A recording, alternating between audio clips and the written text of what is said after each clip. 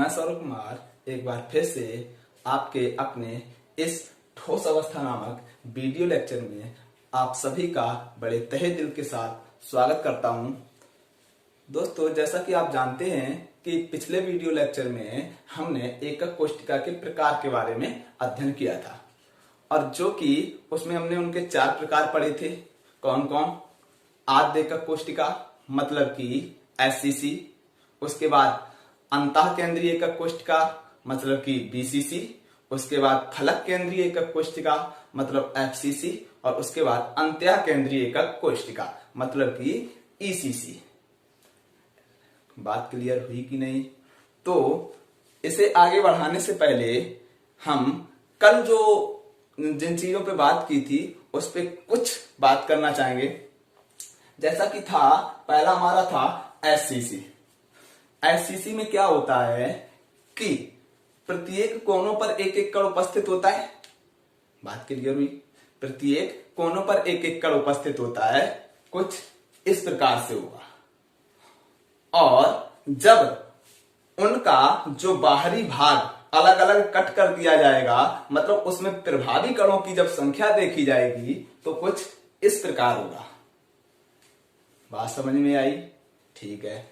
और इसी प्रकार जब आप जब एफसीसी देखेंगे, एफसीसी से पहले हम बात करते हैं वो बीसीसी। बीसीसी देखेंगे, बीसीसी मतलब अंतः केंद्रीय एकक कोष्ठिका। तो जब बीसीसी देखेंगे तो वो आपको कुछ उसका जो एक कण जो है ना उसके केंद्र में उपस्थित होता है। किसमें? बीसीसी, अंतः केंद्रीय एकक कोष्ठिका। तो वो कुछ आपको इस प्रकार देखने को मिलेगा। और अगर उसके प्रभावी कणों की बात की जाए तब वो कुछ हमें इस प्रकार देखने को मिलेगा। बात समझ में आई? ठीक है। उसके बाद इसी प्रकार एफसीसी। एफसीसी में क्या होता है? मतलब फलक केंद्रीय एकक कोष्ठिका। प्रत्येक कोनों पर तो एक एक कण उपस्थित होता है, लेकिन एक एक कण प्रत्येक फलक पर उपस्थित होता है, जो कि हमें कुछ इस प्रकार देखने को मिलता है। और जब उसमें प्रभावी कणों की संख्या देखी जाए तो जो दूसरी एकक कोष्ठिकाओं के अंतर्गत जो भाग जाता है उसे अगर कट कर दिया जाए तो हमें कुछ इस प्रकार देखने को मिलेगा। बात क्लियर हुई? ठीक है।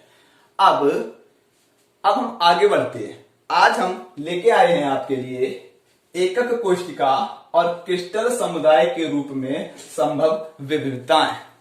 मतलब कि एकक कोष्ठिका के आधार पर कितने प्रकार के क्रिस्टल समुदाय होते हैं और उन क्रिस्टल समुदायों में कितने प्रकार की एकक कोष्ठिकाएं संभव हैं, वो बात करेंगे हम। अब देखो, हमने पिछले वीडियो लेक्चर में एक चीज और बताई थी। क्या बताई थी? एकक कोष्ठिका के पैरामीटर। एकक कोष्ठिका के पैरामीटर 6 होते हैं। कौन कौन? 3 अक्षीय लंबाइयां होती हैं और 3 अक्षीय कोण। तो बताया था कि अक्षीय कोण और अक्षीय लंबाइयों में चेंजमेंट कर करके हम अलग अलग प्रकार की एकक कोष्ठिका बना सकते हैं। जैसे मान लो ये है हमारी पहला जो है क्रिस्टलीय समुदाय जो है घनी मतलब घन के आकार का। शब्द सही समझ में? घन के आकार का। घन में क्या होता है? घन की प्रत्येक भुजा बराबर होती है। देखो कुछ इस प्रकार से।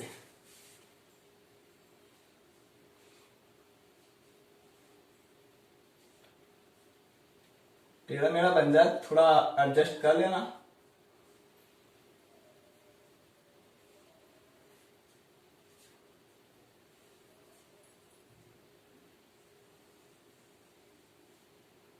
ये लगाओ घन का ही आकार का है ना? तो मतलब कि घनीय में क्या होता है? प्रत्येक भुजा बराबर होती है। अब अगर बात की जाए संभव विविधताएं, इनमें कितने प्रकार की एकक कोष्ठिका बन सकती है? तो देखो क्या होता है संभव विविधता। घनी में एससीसी, बीसीसी, एफसीसी 3 प्रकार की एकक कोष्ठिकाएं संभव हैं। मतलब कि इसमें होता क्या है कि ए बी सी घनी में बताया हमने, तीनों भुजाएं प्रत्येक भुजा बराबर होगी। ठीक है, अब अगर इसके कोण की भी बात की जाए तो कोण क्या होगा, प्रत्येक कोण मतलब अक्षीय लंबाइयों के आधार पे हमने बताया था। एक रिक्वेस्ट है आप लोगों से, अगर पिछले वीडियो लेक्चर आप लोगों ने ना देखे हो उनको जरूर देख लीजिए, तभी आपको अच्छे से समझ में आएगा। और एक ये तीन अक्षीय लंबाइयां जैसे एक्स अक्ष, वाई अक्ष और जेड अक्ष, इनके आधार पर ए बी सी तीन अक्षीय लंबाइयां हमने बताई थी और तीन अक्षीय कोण, ए और बी के मध्य, बी और सी के, और सी और ए के मध्य, मतलब कि अल्फा बीटा गामा।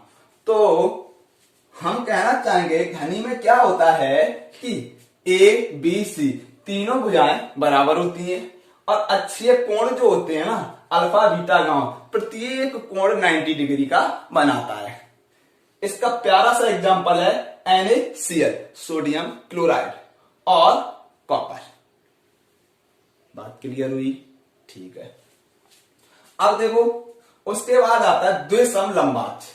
द्विसम लंबाक्ष शब्द से ही समझ में आ रहा, द्विसम मतलब कि दो सम, दो भुजाएं समान होगी, एक अलग होगी। ठीक है, देखो दे रहा है ना, ए बराबर बी। मान लो क्या है, इधर ही बनाते हैं हम, इसे रफ कर देते हैं।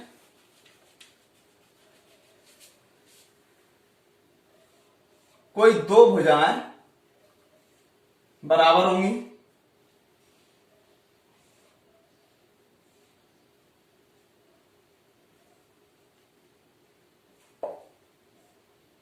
इस प्रकार होगा कुछ।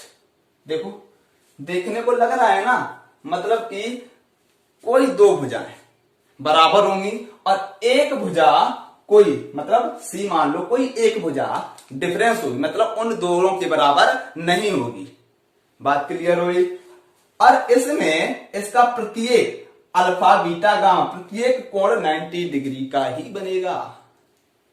आई बात समझ में? इसी प्रकार इसके एग्जाम्पल क्या है, tin oxide, titanium oxide, calcium sulphate. ठीक है, इसमें संभव विविधता मतलब कितने प्रकार की एकक कोष्ठिकाएं संभव है। इसमें एससीसी बन सकती है और बीसीसी बन सकती है।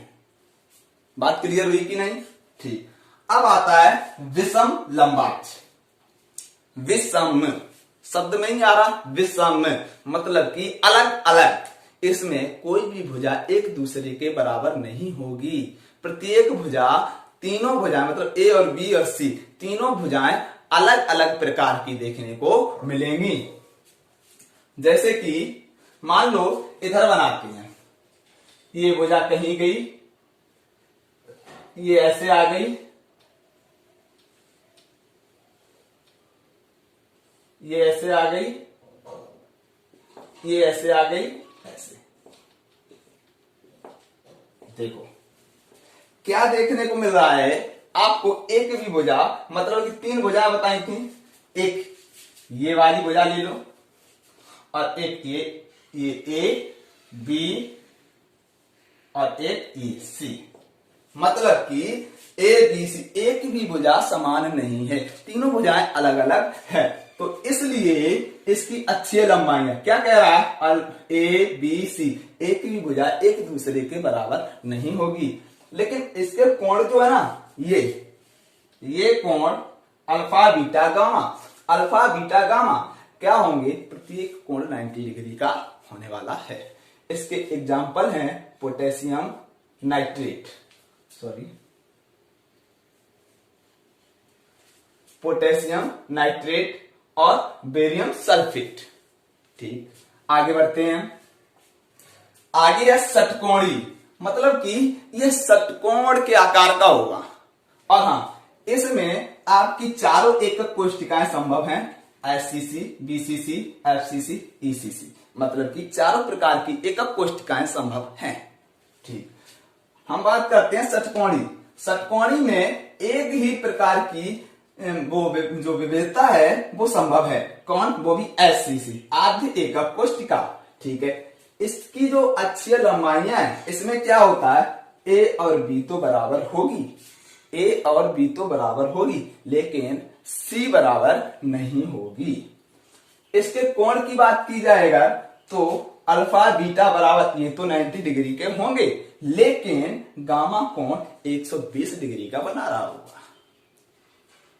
मेरे प्यारे दोस्तों, अगर समझ में आ रहा हो, आप लोगों से बार बार एक ही रिक्वेस्ट है कि कमेंट बॉक्स में हमें कमेंट करके जरूर बताएं कि आपको कैसा लग रहा है, आपको क्लास कैसी लग रही है। आप लोगों से रिक्वेस्ट है। चलिए, इनके एग्जाम्पल हैं, प्यारे एग्जाम्पल हैं graphite, zinc oxide, cadmium sulphide. Clear हुई बात, मतलब कि CdS कैडमियम सल्फाइड। उसके बाद आगे बढ़ते हैं हम त्रिसमनताक्ष। त्रिसमनताक्ष मतलब कि त्रिसमनताक्ष शब्द से ही समझ में आ रहा है। तीन सम नताक्ष मतलब तीनों समान। आई बात समझ में।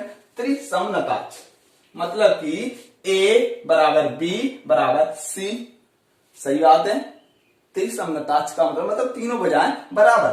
तो ए बराबर बी बराबर सी और अल्फा बराबर बीटा बराबर गामा, प्रत्येक कोण 90 डिग्री का ही बनाएगा। सही बात है कि नहीं? ठीक। अब देखो, इनके एग्जाम्पल हैं क्या? कैल्शियम कार्बोनेट, सिंदूर, मर्क्यूरस सल्फाइड, इसे सिंदूर बोलते हैं हम, लाल सिंदूर। ठीक। अब देखो, अगला है एकंताक्ष। एकंताक्ष में क्या होता है? एकंताक्ष शब्द से ही पकड़ो, एकंताक्ष, एक अंताक्ष मतलब अलग अलग, एक अलग अलग, मतलब यही लग रहा है एकता शब्द से। थोड़ा सेंस लगा के देखो कि एकंताक्ष एक अलग मतलब प्रत्येक भुजा अलग अलग, वही कह रहा है। देखो ए बी सी, ए ना तो बी के बराबर होगा ना सी के, एक भी भुजा समान नहीं होगी, इसे हम कहेंगे एकंताक्ष। इसमें कोण में क्या अंतर पड़ेगा?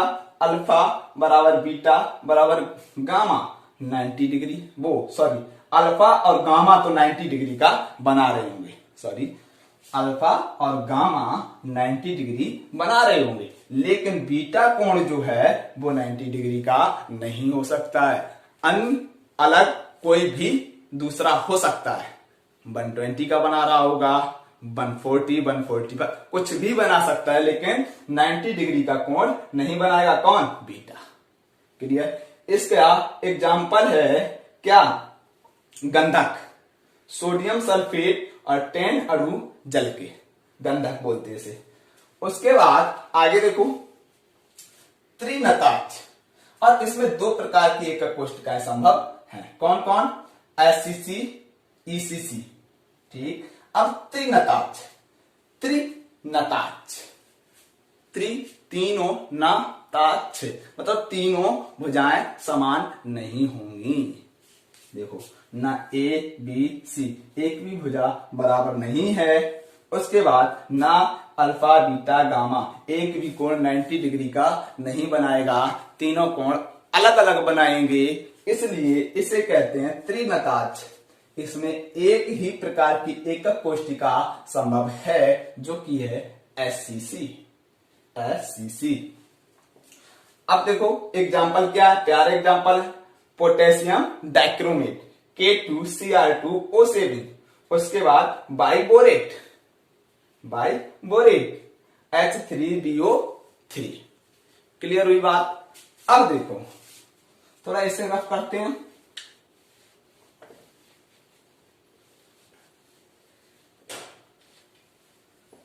अब टोटल जो हमारी ये विविधताएं हैं, एकक कोष्ठिकाएं हैं, कितने प्रकार की संभव हैं?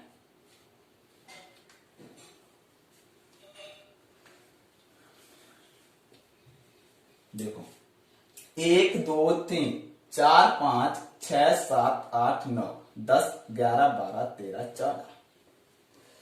तो 14 प्रकार की जो एकक कोष्टिकाएं संभव हैं हमारे किसके 7 प्रकार के जो क्रिस्टल समुदाय हैं उनमें 14 प्रकार की एकक कोष्टिकाएं संभव हैं। इनको नाम दिया जाता है ब्रेवे जालक। एक फ्रांस के साइंटिस्ट थे जिनका नाम था वो गर्टिक थे। ये इनका नाम था, इनके बारे में बताया था ब्रेवे ने बताया था। तो ब्रेवे ने क्या पता किया, ब्रेवे थोड़ा समझ लो, ब्रेवे ये एक साइंटिस्ट थे। इन्होंने क्या बताया कि 7 प्रकार के क्रिस्टल समुदायों के आधार पर 14 प्रकार की अलग अलग एकक कोष्टिकाएं बनाई जा सकती हैं, जिन्हें क्या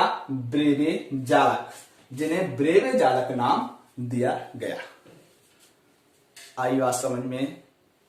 अगर आपको फिर से एक बार नहीं, आप लोगों से बार बार रिक्वेस्ट है कि अगर पसंद आ रहा हो तो आप कमेंट बॉक्स में हमें कमेंट करके जरूर बताएं। चलिए आज के लिए बस इतना, और अपना ख्याल रखिए मेरे प्यारे दोस्तों। और इस कोरोना जैसी भयंकर महामारी में आप लड़ते रहिए, हम सब मिलकर लड़ेंगे। और अपने आप को सुरक्षित रखिए, और जो कि सोशल डिस्टेंसिंग है जैसे कि और मास्क वगैरह, इन नियमों का पालन कीजिए।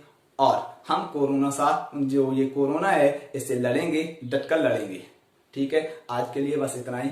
अगर वीडियो पसंद आ रही हो तो लाइक, सब्सक्राइब एंड शेयर, और हाँ, प्रेस द बेल आइकॉन। आप लोगों से रिक्वेस्ट है। Thank you.